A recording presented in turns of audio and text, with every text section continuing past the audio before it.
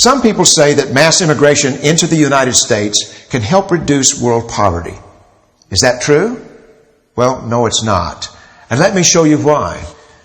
This gumball represents the 1 million legal immigrants that the United States has taken every year on average since 1990. Now, who in the world deserves our humanitarian compassion? The World Bank has one measure of the desperately poor of the world. They make less than $2 a day.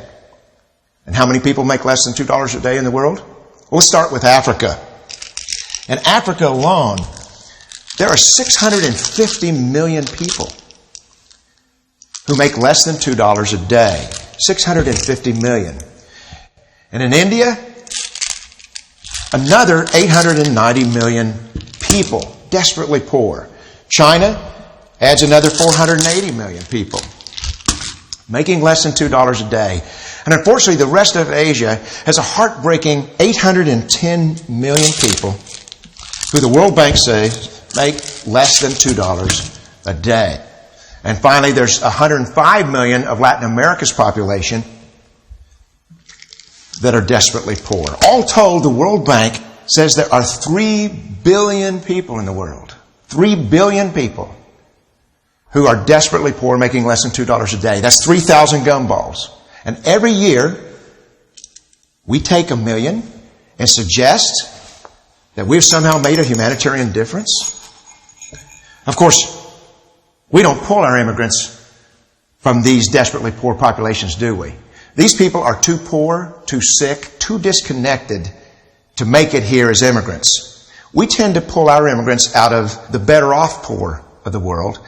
And Mexico tends to define the type of immigrant that we bring here because the plurality of people come from Mexico.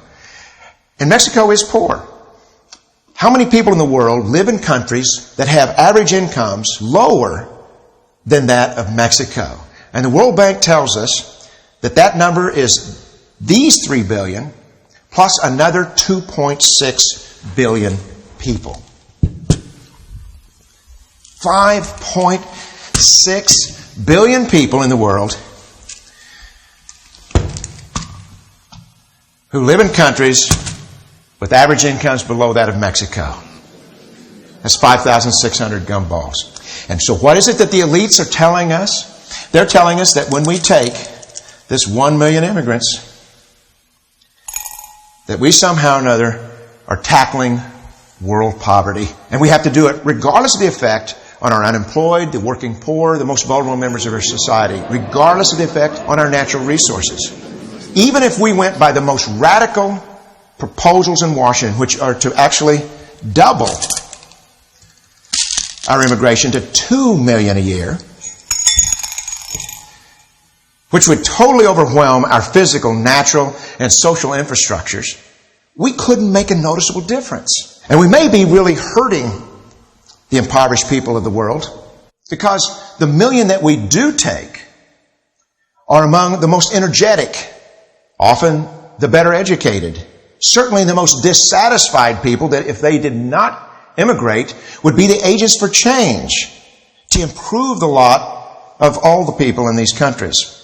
The true heroes in the global humanitarian field are the people in these countries who have the wherewithal to immigrate to another country, but instead stay in their countries to apply their skills to help their fellow countrymen. Unfortunately, our immigration system tends to entice these very type of people to abandon their countrymen. The impossibility of making even a dent is actually worse than it looks here. Because last year, when we took 1 million immigrants, these countries added, births over deaths, 80 million more people into the impoverished population. And this year, Congress is bringing in 1 million legal immigrants.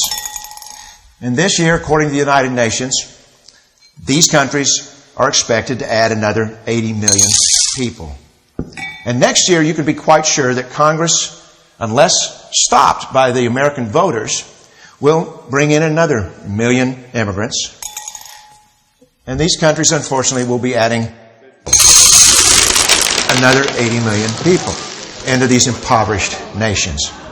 We could take 5 million a year, but we'd never get ahead of what's happening in these countries. Not in this century. Don't you see?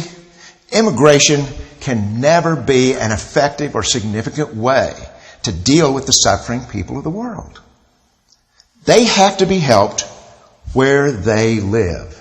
99.9% of them will never be able to immigrate to a rich country. There's no hope for that.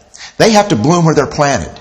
The only place that 99.9% of these people can be helped is where they live. Let's help them there.